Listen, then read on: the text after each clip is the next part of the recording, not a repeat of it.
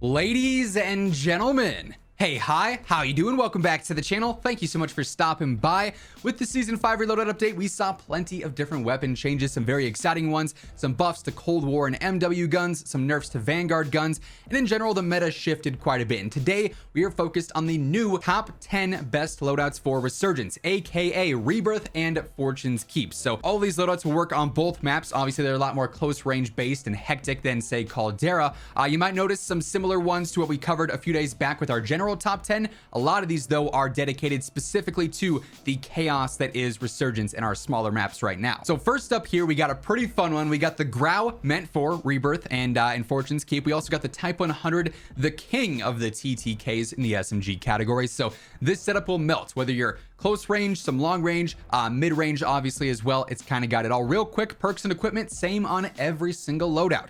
Serpentine, Overkill, Combat Scout, the throwing knife, and the stim. So you can just copy and paste that throughout all of them. And for what it's worth, you can also mix and match all the primaries and secondaries as we're going through everything today as well. But the Grau setup here, a little bit more close range and mid range based, or more aggressive based, I should say, because over on Caldera, we're running an optic. But here, because the way engagements work on Rebirth and Fortune's Keep, we can finally take advantage of the best iron sights in the game. So we got Monolithic Suppressor, the Archangel Barrel, Tac Laser for the faster ADS and better stability, then the 50 round in the Commando, Archangel Barrel, elite iron sights, right? And usually on Caldera, you got to run a VOK and block those. Not here, and that's why I love the close range maps, because this setup is so fun to use.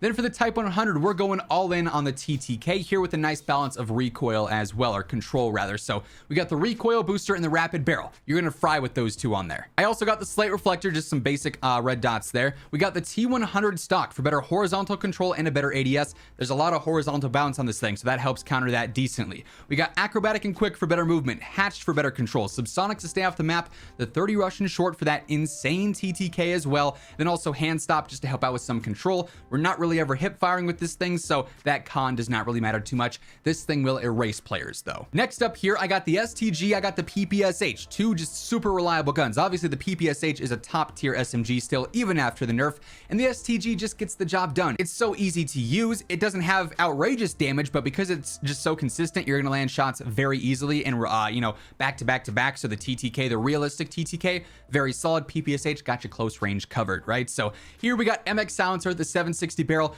2.5 times. You don't want to be using 3 to 6 anymore after that nerf. It's just really not worth it at this point, and especially for Rebirth and Fortune's Keep, 2.5 works just fine. We got weighted nerves of steel and fully loaded on there, pine tar, because this is basically just vertical recoil, so that helps out with that. We got the Gorenko 50 to make it nice and easy, lengthen for better velocity, and Carver for better control as well. And then the PPSH setup here is my strafe build that we talked about recently with the other top 10, especially for Rebirth and Fortune's Keep. With how many close range engagements you get, the strafe builds are elite here, right? Obviously, there are alternatives here for better control with the 300 barrel, for better hip fire with the 230. You can certainly experiment around. This is the setup though that I find the most success with. Recoil, the light barrel, slate removed, fleet and quick, grooved for better strafe speed, compact underbarrel for better strafe speed, the Nambu 64, and subsonic as well.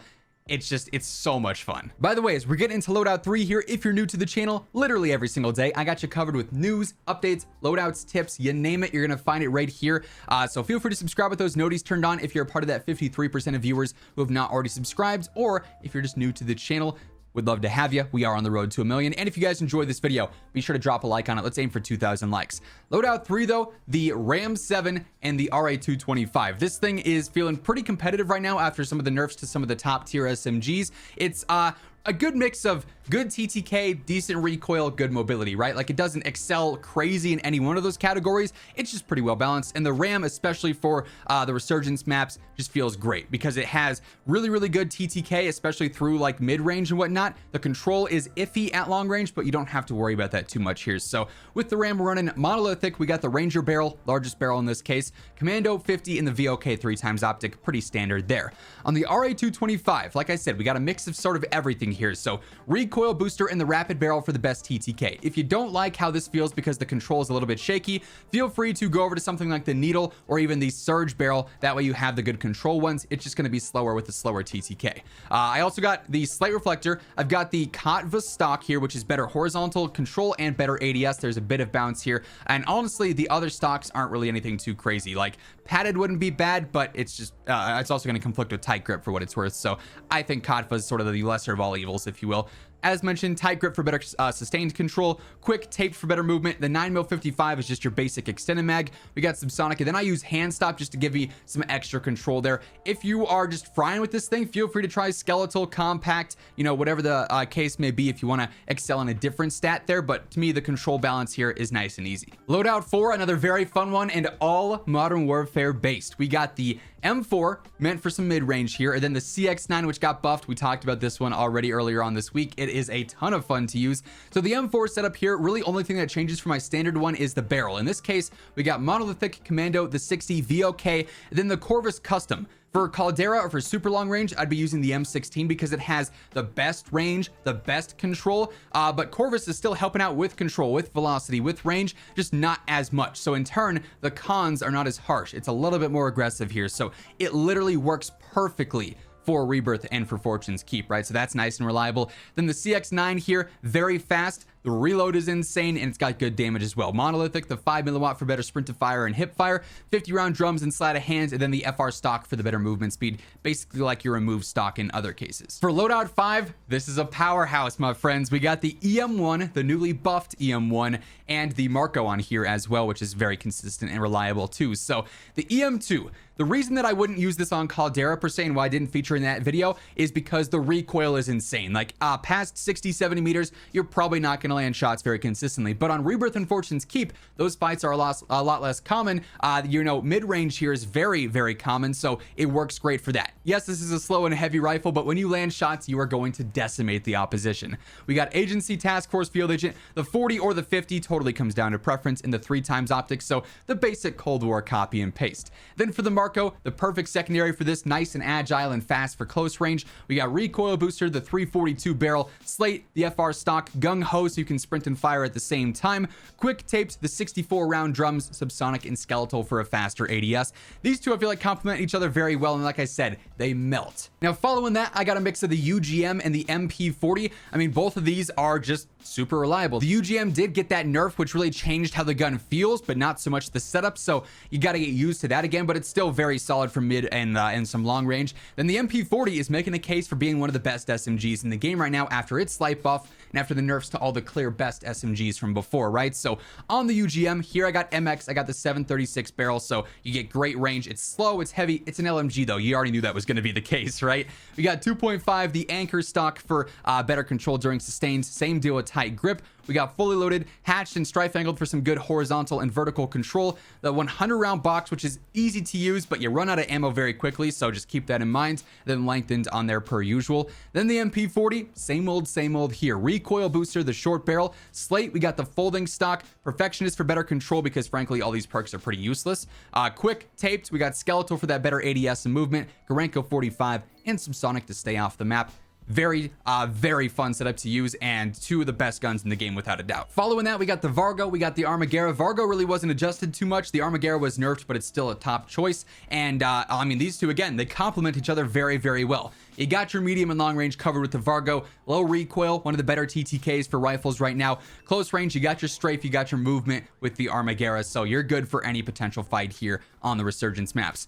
No surprise here with the Vargo setup though. Grau, Task Force, Spetsnaz 60, 3 times the usual for all Cold War rifles. Then the Armaguerra, we're going for that strafe build as mentioned. So we got the short barrel on there, we got compact underbarrel, grooved rear grip, and then also skeletal. All those will help out with that aim walking movement speed so you can fry, fly, and shoot at the same time, which is nice and convenient.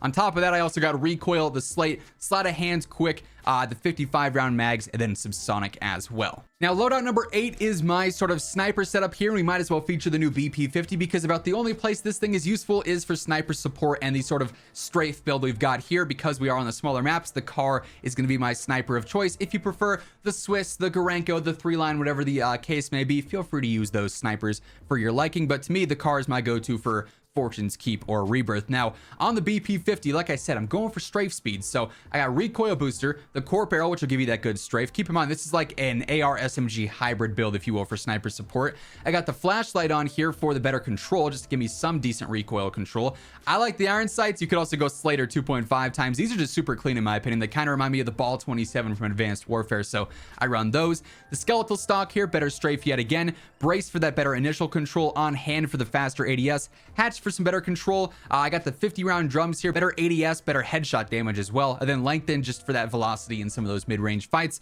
Then the car setup, no surprises here. Monolithic in the 27.6 for the best one-shot range, tac laser for the better ADS, sniper scope, and then the comb stock for that better ADS as well, to make it as aggressive as possible. Loadout number 9, a bit more experimental, at least with the primary, the QBZ. Not everyone's favorite rifle by any means, but it did just get another buff, and before the buff, it was already sort of a sleeper gun. It's TTKs right there with the Vargo, the XM4. Pretty easy to use, and now it's going to feel even stronger, right? So no surprises here with the setup, as always, right? Agency, task force, field agent 60 3 times. I close my eyes at night and I just see the Cold War copy and paste setup. Then for the secondary, I got the Blixen. We all know this is a top tier SMG still. Caught a very minor nerf with Season 5 Reloaded. Nothing to really change it up that drastically, though. I like the TTK build here with the RMK barrel. Some players like the strafe build with the custom barrel. That's pretty solid. The F3 is not a bad choice either, but to me, RMK is the most rewarding out of all of them. So recoil booster, that RMK barrel, slate removed, fleet and quick for the best movement, taped for even better movement and better swap speed. We got the Garanko 54 subsonic, and compact but skeletal pistol, hand stop. All those also work well for under barrels, if you so please. Then lastly, I got sort of a throwback setup. Just because, right? Because both these guns are decent right now and they are totally viable on the small maps. We got the AMAX and we got the MAC-10. Ka-chow, as I like to call it, because back when this was meta, it was the fastest SMG in the game. Then the Vanguard subs happened and it's not really Lightning McQueen anymore, but it's good for a non-Vanguard sub, right? So AMAX setup, pretty basic here. Monolithic Zodiac Commando 45 in the VOK. And